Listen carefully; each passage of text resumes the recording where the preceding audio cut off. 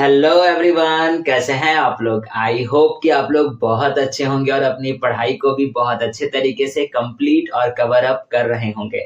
जैसा कि आप लोगों को पता है कि अभी हम लोग हमारे क्लास 11th के बिजनेस स्टडीज सब्जेक्ट को पढ़ रहे हैं और बिजनेस स्टडीज सब्जेक्ट में अभी हम लोग हमारे बिजनेस सर्विसेज वाले चैप्टर को पढ़ रहे हैं। और इस बिजनेस सर्विसेज वाले चैप्टर में हम लोग हमारे पहले वाले बिजनेस सर्विस को पढ़ रहे हैं जिसका नाम कहता है बैंकिंग। और ये वाला पर्टिकुलर वीडियो हमारे इसी बैंकिंग सर्विसेज का पार्ट नंबर 3 होने वाला है। तो आइए बिना वक्त गवाए, बिना देरी किए आज के इस क्लास को, आज के इस वीडियो को स्टार्ट करते हैं और हम लोग पढ़ते हैं हमारे आज वाले टॉपिक को।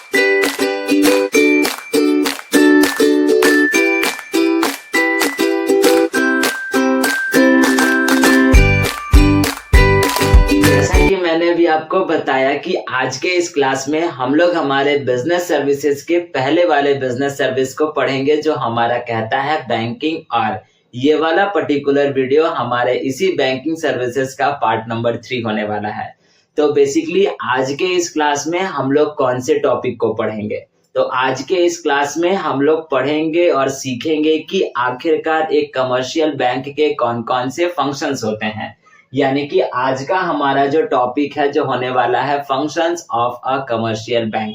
तो आइए एक एक करके हम लोग सभी के सभी फंक्शंस को समझते हैं एक कमर्शियल बैंक के। तो देखिए पहला वाला फंक्शन आपके बोर्ड पर लिखता है एक्सेप्टिंग डिपॉजिट्स। अब एक कमर्शियल बैंक का सबसे पहला काम होता है एक्सेप्टिंग डिपॉजिट्स यानी पैसे को जमा करना। और ये वाला जो फंक्शन है वो प्राइमरी फंक्शन भी कहलाता है ऑफ अ कमर्शियल बैंक। आप इस बात को, इस पॉइंट को अपने दिमाग में फिट कर लीजिए, सेट कर लीजिए, क्योंकि इससे क्वेश्चन 110% आपसे एग्जाम्स में पूछा ही जाता है कि आखिरकार एक कमर्शियल बैंक का प्राइमरी फंक्शन क्या होता है।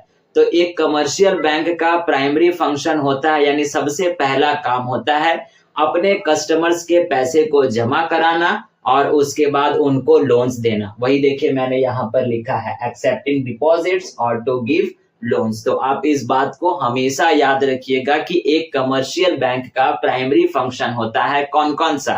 एक कमर्शियल बैंक का प्राइमरी फंक्शन होता है एक्सेप्टिंग डिपॉजिट्स और दूसरा मेकिंग लोन्स और गिविंग लोन्स। ठीक, तो आइए पहले वाले फंक्शंस को हम समझते हैं जो हमारा कहता है एक्सेप्टिंग डिपॉजिट। अब एक्सेप्टिंग डिपॉजिट का मतलब तो आपको समझ में आ गया होगा कि एक कमर्शियल बैंक का सबसे पहला काम होता है कि अपने कस्टमर्स के पैसे को जमा करना, अपने कस्टमर्स के पैसे को लेना। अब अगर एज अ कस्टमर हम एक बैंक में गए अपने पैसे को लेकर और सामने वाले इंसान को बोले कि भैया ये मेरा पैसा है आप जमा कर दीजिए, वो मेरे पैसे को एक्सेप्ट भी करेगा। तो एक्सेप्ट कर तो लिया लेकिन वो कहाँ जमा करेगा, तो कहाँ जमा करेगा यानी बैंक वाले जो होते हैं वो अपने कस्टमर को एक सुविधा प्रोवाइड कराते हैं जो एक नाम होता है हमारे पास अकाउंट। यानी बैंक वालों के द्वारा अपने कस्टमर को, एक पर्टिकुलर कस्टमर को एक अकाउंट खोल कर दिया जाता है। तो यहाँ पर बैंक वालों के द्वारा यही 5 अलग अलग प्रकार के अकाउंट अपने कस्टमर को खोल कर दिए जाते हैं, ओपन करके दिए जाते हैं, जो हमारा कहता है saving account, current account, fixed deposit account, recurring deposit account और उसके बाद लास्ट वन हमारा कहता है मल्टीपल ऑप्शन डिपॉजिट्स अकाउंट। और ये पांचों के पांचों अकाउंट के मतलब क्या है या फिर ये पांचों के पांचों अकाउंट किस तरीके से काम करते हैं, ये वाला पार्ट मैंने ऑलरेडी आपको पढ़ा दिया है। अगर आपने नहीं देखा है तो ऊपर आई कार्ड में उस वीडियो का लिंक आ रहा होगा, जिस वीडियो में मैंने इन पांचों अकाउंट्स के बारे में बताया है और उनके बारे में, उनसे रिलेटेड हर एक डिटेल्स को उस वाले वीडियो में मैंने दिया है। तो आप उस वाले वीडियो को देख कर ऐसा समझ सकते हो कि आखिरकार ये पांचों के पांचों अकाउंट का क्या है और ये किस तरीके से काम करते हैं। ठीक, तो पहला वाला फंक्शन तो हमको समझ में आ गया कि एक कमर्शियल बैंक का पहला काम होता है अपने कस्टमर्स के पैसे को डिपॉजिट करना यानी एक्सेप्टिंग लोन्स। दूसरा फंक्शन कहता है क्या, लोन। यानी कि अब जब हम अपने कस्टमर यानी कि बैंक जो है वो अपने कस्टमर के पैसे को डिपॉजिट कर ली तो क्या वो उस जमा किए हुए पैसे का झाल बजाएगी या झालमुड़ी खाएगी, वो किसी ना किसी को तो लोन देगी। तो दूसरा फंक्शन हमारा हो गया टू गिव लोन्स। अब एक बैंक जो होती है वो अपने कस्टमर को कितने प्रकार का या फिर किस किस तरीके का लोन्स देती है। तो याद रखिएगा कि एक बैंक जो होती है वो अपने कस्टमर्स को इन 4 अलग अलग तरीके का लोन्स देती है। पहला वाला हमारा कहता है कैश क्रेडिट। अब कैश क्रेडिट किसको कहते हैं, आइए इसको समझते हैं। जब कभी भी बैंक किसी एक पर्टिकुलर कस्टमर को उसके शेयर्स, उसके या ज्वेलरी को गिरवी रख कर यानी अपने पास एक गारंटी के तौर पर रख कर और उसके बिहाफ पर जब एक कस्टमर को लोन दिया जाता है तो उस वाले लोन को हम लोग कैश क्रेडिट कहते हैं। एग्जाम्पल के तौर पर मेरे पास कोई एक गोल्ड का ज्वेलरी है, अब हमको चाहिए पैसा, तो हम क्या करेंगे, उस गोल्ड के ज्वेलरी को लेकर के जाएंगे बैंक के पास, उसकी वैल्यू लगवाएंगे और उसी के बिहाफ पे बैंक जो होगा वो हमको लोन प्रोवाइड करा देगा और उसके बाद उस गोल्ड के ज्वेलरी को अपने पास रख लेगा एज अ गारंटी के तौर पे, ताकि इन फ्यूचर अगर हम उस लोन को नहीं चुका पाए तो बैंक जो होगी वो मेरे ज्वेलरी को बेच करके अपने पैसे को रिकवर करेगी। अब यहाँ पर हम आपको बात बताए कि बैंक जो होती है वो हमारे ज्वेलरी की वैल्यू लगाती है। सपोज दैट मैंने एक ज्वेलरी लेकर के गया अपने बैंक के पास और मैंने बैंक से कहा कि भैया हमको लोन चाहिए, तो बैंक वाले ने उस ज्वेलरी का वैल्यू लगाया 1 लाख रुपया। तो क्या बैंक वाले के द्वारा हमको 1 लाख दे दिया जाएगा? तो ऐसा नहीं होगा। बैंक वाला उस 1 लाख के बदले हमको 80,000 देगा, बाकी का 20,000 जो होगा वो एज अ प्रोसेसिंग फी और मतलब कि एज अ सिक्योरिटी मनी के तौर पर वो अपने पास रख लेगी। और फिर बैंक हमको कहेगी कि हम आपको 80,000 यानी 80,000 दे रहे हैं, तो आप इसका इंटरेस्ट भी पे करोगे और साथ साथ ये 80,000 रुपया भी हमको लौटाओगे।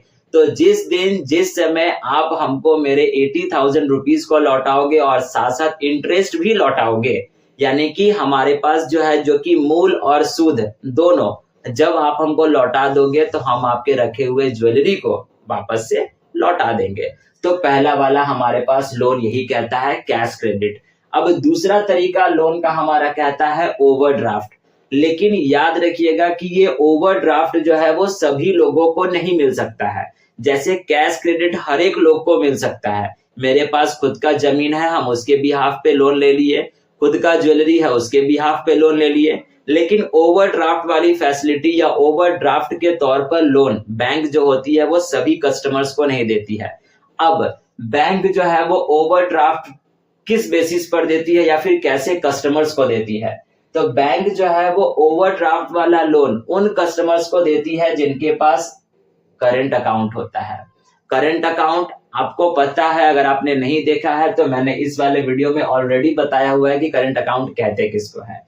अब यहाँ पर बैंक जो है वो करंट अकाउंट के तरीके से या करंट अकाउंट के बिहाफ पर किस तरीके से हमको लोन देगी। मान लेते हैं मेरे अकाउंट में यानी मेरे पास एक करंट अकाउंट है किसी पर्टिकुलर बैंक में। अब उस अकाउंट में 50,000 रुपया पड़ा हुआ है, ठीक, और हमको किसी एक पर्टिकुलर इंसान को 80,000 रुपया का पेमेंट करना है। तो हम 80,000 का चेक काट कर सामने वाले व्यक्ति को दे दिए और उसके बाद बोले कि आप बैंक जाइए, बैंक जाकर कर आप इसको कैश में कन्वर्ट करवा लीजिए। वो पर्टिकुलर इंसान बैंक में गया भी, बैंक में जाने के बाद जो है वो चेक भी दिया, तो पता ये चला कि मेरे अकाउंट में 50,000 है और मैंने जो चेक में भर रखा था वो कितना भरा था, 80,000 भरा था, यानी ज्यादा कितना हो गया, 30,000 ज्यादा हो गया। तो बैंक जो होगी वो सामने वाले व्यक्ति को 80,000 पेमेंट कर देगी और मेरे अकाउंट में शो कर देगी -30,000 रुपीज। और जैसे जैसे मेरे अकाउंट में पैसा जाएगा, जमा होता चला जाएगा, वैसे वैसे बैंक जो है वो उस पैसे को डिडक्ट करती चली जाएगी। ठीक है, तो आप याद रखिएगा कि इस तरीके की फैसिलिटी बस केवल करंट अकाउंट वाले लोगों को ही मिलती है, सेविंग अकाउंट वाले लोगों को नहीं मिलती है। अगर सेविंग अकाउंट वाले लोग यानी अगर किसी का सेविंग अकाउंट है और उसके अकाउंट में 50,000 रुपया है और वो 70,000 का चेक काट कर दे देता है, तो अगर कोई एक ऐसा व्यक्ति जो है वो 70,000 का चेक लेकर चला गया और मेरे अकाउंट में 50,000 ही थे, तो बाकी का वो जो चेक जो होगा वो क्या क्लियर होगा, कैश में कन्वर्ट होगा? तो कैश में वो कन्वर्ट नहीं होगा, वो चेक जो होगा वो बाउंस कर जाएगा। ठीक, तो आप इस बात को याद रखिएगा कि ओवरड्राफ्ट के बिहाफ पर अगर बैंक अगर लोन देती है तो कैसे कस्टमर्स को देती है? तो उन कस्टमर्स को देती है जिनका करंट अकाउंट होता है उस पर्टिकुलर बैंक में। ठीक, अब तीसरा प्रकार ऑफ लोन हमारे पास कहता है ऑर्डिनरी लोन। ऑर्डिनरी लोन का मतलब हो गया सामान्य लोन। सामान्य लोन का मतलब क्या है, हम बैंक में गए, बैंक वालों से बात किया कि भैया हमको लोन चाहिए। बैंक वाले बोलेंगे कि ठीक है, जो भी डॉक्यूमेंट का वो लिस्ट जो है वो थमा देंगे, हमको बोलेंगे सारे के सारे डॉक्यूमेंट्स आप हमको दीजिए, हम इन डॉक्यूमेंट्स को वेरीफाई करेंगे, आपकी सिविल स्कोर को चेक करेंगे, आपकी क्राइटेरियाज को चेक करेंगे, आप जो लोन अमाउंट जो मांग रहे हो हमसे, आप क्या उसको रीपेमेंट कर पाओगे, नहीं कर पाओगे, होम विजिट, बहुत सारे वेरिफिकेशंस वो करेंगे। जब बैंक वाले को पूरा पूरा तसल्ली हो जाएगा कि हाँ ये व्यक्ति लिए हुए लोन को या जो भी हम पैसा जो हम इसको देंगे वो पैसा हमको चुका देगा, तो बैंक जो है वो हमको लोन दे देगी। ठीक, अगर बैंक को लगेगा कि नहीं भाई ये जो है वो मेरे दिए हुए पैसे को नहीं लौटा पाएगा, या इसका सिविल स्कोर क्रेडिट स्कोर बहुत खराब है, या इसने किसी और पहले से कहीं से लोन ले रखा है और उसको अभी तक पेमेंट नहीं किया है, तो फिर बैंक हमको लोन नहीं देगी। ठीक, चौथा वाला हमारे पास कहता है डिस्काउंटिंग ऑफ बिल। अब बैंक जो है ये डिस्काउंटिंग ऑफ बिल के जरिए भी जो है वो लोगों को लोन प्रोवाइड कराती है। अब ये डिस्काउंटिंग ऑफ बिल क्या होता है, आइए थोड़ा सा समझ लेते हैं। समझते हैं कैसे, कि मान लेते हैं कि कोई दो इंसान है, दो इंसान, एक का नाम हम दे देते हैं ए और एक का नाम हम दे देते हैं बी, और ये दोनों इंसान बहुत ज्यादा बेचारा हंस रहा है। ठीक, यहाँ पर हम दोनों का शकल भी बना दिए। अब कहता क्या है कि ए नाम का कोई जो व्यक्ति है वो बी के पास गया और कुछ सामान खरीद लिया, और वो सामान का कीमत होगा 2 लाख रुपया। चलिए 2 लाख रुपया का वो सामान खरीद लिया, लेकिन ए का कहना था कि अभी हम आपसे सामान तो ले रहे हैं लेकिन पैसा अभी हम आपको नहीं देंगे, पैसा जो हम आपको देंगे वो कब देंगे, 3 महीने के बाद देंगे। तो बी भी जो है वो एग्री हो जाता है कि कोई बात नहीं है, आप पैसा आप अभी सामान लेके चले जाओ, 3 महीने के बाद आप हमको जो है वो 2 लाख रुपया दे देना। लेकिन 1 मंथ के बाद ही बी को पैसे की आवश्यकता पड़ गई। अब बी जो है वो बेचारा इस बात को लेकर कर परेशान होगा कि हमको अभी पैसे की आवश्यकता है, लेकिन ए से हमको पैसा लेना है, लेकिन वो पैसा बोला था कब देंगे, 3 महीने के बाद देंगे। तो वो ए के पास जा भी नहीं सकता है पैसा मांगने के लिए। तो इस सिचुएशन में इसको एक आता है आइडिया। आइडिया क्या आता है, चलो अब हम कहाँ चलते हैं, बैंक के पास चलते हैं। बैंक के पास गया और बोला कि भैया मेरे पास ये 2 लाख रुपया का बिल है, जो बिल 3 महीने के बाद बन जाएगा, यानी कन्वर्ट होगा कैश में, लेकिन अभी हमको पैसे की आवश्यकता है। तो अब आप जो है वो क्या करो, इस पर्टिकुलर बिल को अपने पास रख लो और इस बिल के बिहाफ पे आप हमको पैसा दे दो। तो बैंक बोले कि ठीक है, कोई बात नहीं है, हम आपको पैसा दे देते हैं। अब पैसा देने के बाद बी जो है वो मुक्त हो गया। अब जब 3 महीने के बाद जब पेमेंट देने की बारी आई, तो ए अब किसको पेमेंट करेगा, बी को पेमेंट करेगा, डायरेक्ट बैंक को पेमेंट करेगा। तो ए जो है वो डायरेक्ट किसको पेमेंट करेगा, बैंक को पेमेंट करेगा, क्योंकि बी ने तो ऑलरेडी अपना पैसा लेकर कर वो साइड हो गया। अब यहाँ पर एक क्वेश्चन और, कि बी के पास जो बिल जो था वो 2 लाख रुपए का था, तो जब वो बैंक के पास गया होगा उस बिल को लेकर कर, तो क्या उस बिल के बिहाफ पर बैंक ने उसको 2 लाख रुपया ही दिया होगा? तो ऐसा नहीं है। तो आखिरकार अगर बैंक अगर उसको पूरा 2 लाख रुपया दे ही देगा और ए भी जो है उसको 2 लाख रुपया ही वापस करेगा बैंक को, तो बैंक का क्या फायदा, बैंक का कोई फायदा नहीं। तो बैंक क्या करेगा, इस 2 लाख के बिल के बिहाफ पे उसको 1.5 लाख या 1,70,000 के आसपास उसको देगा, और बाकी का बचा हुआ 50,000 या 30,000 या 25,000 जो भी अमाउंट होगा वो अपने पास रोक कर रख लेगा। और बाकी का जब उस बैंक को पेमेंट करने जाएगा तो वो पूरा 2 लाख रुपया पेमेंट करेगा। जो बचा हुआ जो 20,000 या 25,000 या 30,000 जो भी पैसा जो बैंक ने बी को नहीं दिया था, वही बैंक का जो हो गया वो एक प्रकार का प्रॉफिट हो गया, या फिर हम उसको इंटरेस्ट भी समझ सकते हैं। तो इस तरीके से हमारा चौथा वाला लोन भी होता है और लोन भी काम करता है, जो हमारा कहता है डिस्काउंटिंग ऑफ बिल। और ये दोनों जो हमारे पास जो फंक्शंस है, जिसको हम लोग primary functions of a commercial bank के नाम से भी जानते हैं, या फिर इनको हम लोग primary function of a commercial bank भी कहते हैं। अब आइए समझते हैं कि आखिरकार एक कमर्शियल बैंक के सेकेंडरी फंक्शंस कौन कौन से हैं। तो सेकेंडरी फंक्शन के तौर पर या फिर तीसरा वाला फंक्शन के तौर पर हमारा कहता है to act as a agent. अब एक बैंक जो है वो अपने कस्टमर के बिहाफ पर या एक कस्टमर के लिए एक एजेंट बनकर कर सामने आती है। अब कैसा एजेंट? अब एक कस्टमर ने मान लेते हैं कोई एक बाइक खरीदा। अब जब बाइक खरीदा तो वो इंस्टॉलमेंट में खरीदा। अब जब इंस्टॉलमेंट में खरीदा तो उसका हर मंथ ईएमआई भी जाना है। तो बैंक क्या कहती है कि आपको टेंशन नहीं लेना है, आपके बिहाफ पे हम पेमेंट कर देंगे। आपको पता भी होगा, आप mobile phone, TV, washing machine, AC, आज के डेट में बहुत सारे ऐसे वस्तु है जो ईएमआई पर खरीदे जाते हैं। तो उनकी पेमेंट जो होती है वो बैंक करता है। बस केवल एक शर्त होता है कि हमारे अकाउंट में वो पर्टिकुलर अमाउंट होना चाहिए ताकि ईएमआई जो है वो आसानी से कट जाए। तो इस तरीके से बैंक जो है वो हमारे बिहाफ पर खड़ी है, पेमेंट बैंक ने किया। उसके बाद दूसरा स्कूल फी हो गया, बैंक पेमेंट करेगी, हमको याद नहीं रहा, हम भूल गए। या कोई एलआईसी प्रीमियम का पैसा हो गया जो कि पर्टिकुलर 15 तारीख को लगने वाला था, 15 तारीख को कटने वाला था, 15 तारीख को हमको प्रीमियम पे करना था, लेकिन किसी कारणवश हमको याद नहीं रहा। तो उस दौरान कौन पेमेंट करेगा? तो बैंक पेमेंट करती है। तो इसी तरीके से बैंक भी जो है वो एक प्रकार का एजेंट का काम करती है और कस्टमर के लिए खड़ी होती है, कस्टमर के साथ हमेशा खड़ी होती है और वो एक एजेंट बनकर कर सामने आती है, जो कि देखिए यहाँ पर लिखता भी है, A customer can give standing instructions to his bank to make payments of his insurance premium, school fees and rent and etc.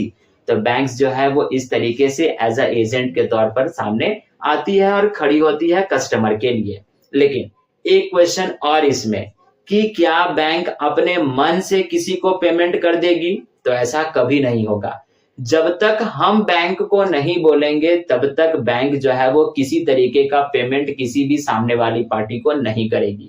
जैसे मैंने एग्जांपल आपको बताया कि मैंने फोन ईएमआई पे खरीदा, तो ईएमआई पर जब खरीदा तो जिस कंपनी ने लोन किया होगा उस फोन के लिए, उस कंपनी के द्वारा हर एक डिटेल्स मांगे गए होंगे मेरे बैंक के। वो पर्टिकुलर उस बैंक का नाम डालेगा, उसका आईएफएससी कोड डालेगा, वो कौन सा ब्रांच है वो डालेगा, कितना अमाउंट का लोन हुआ है वो डालेगा, फिर हमसे परमिशन लेगा कि क्या वाकई में आप इस फोन को खरीद रहे हो, जिसको हम लोग ओटीपी के नाम से जानते हैं, जो आज के इस डेट्स में आते हैं हमारे फोन्स में। तो उस ओटीपी के माध्यम से वो वेरीफाई करेगी कि हाँ वाकई में हम ये पर्टिकुलर फोन खरीद रहे हैं और हमको हर एक डेट पर ये सर्टेन अमाउंट पेमेंट करना है, जो कि ये बैंक का काम है। यानी जब तक हम नहीं बोलेंगे तब तक बैंक जो है वो मेरे बिहाफ पर किसी थर्ड पर्सन को या किसी थर्ड पार्टी को पेमेंट नहीं करेगी। आप इस बात को याद रखिएगा।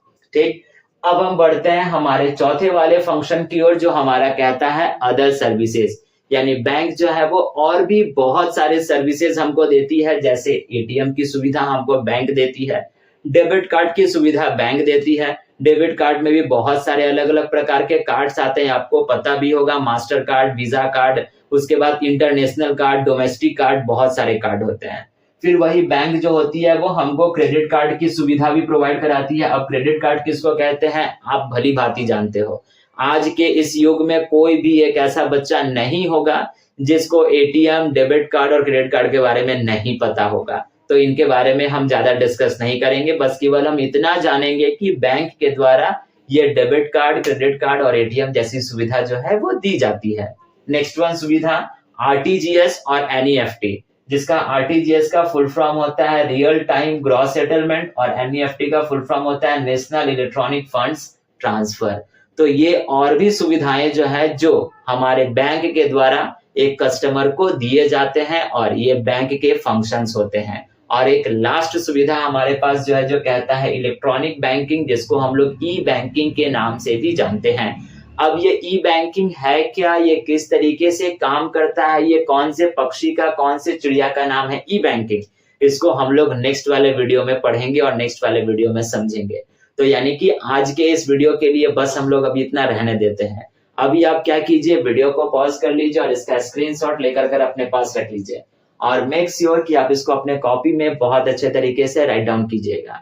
तो आज के इस क्लास के लिए, आज के इस वीडियो के लिए बस इतना ही हम लोग रहने देते हैं।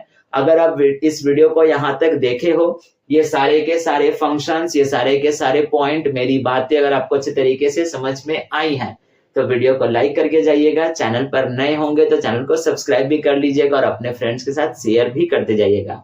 और लास्ट जाते जाते एक प्यारा सा कमेंट भी करते जाइएगा। अब हम लोग मिलेंगे इसी बैंकिंग सर्विसेज के नेक्स्ट वाले पार्ट पे, जिसपे हम लोग पढ़ेंगे कि आखिरकार ई बैंकिंग या फिर इलेक्ट्रॉनिक बैंकिंग कहते किसको है। तब तक के लिए आप अपना ख्याल रखिएगा, ध्यान रखिएगा। Thank you and bye bye.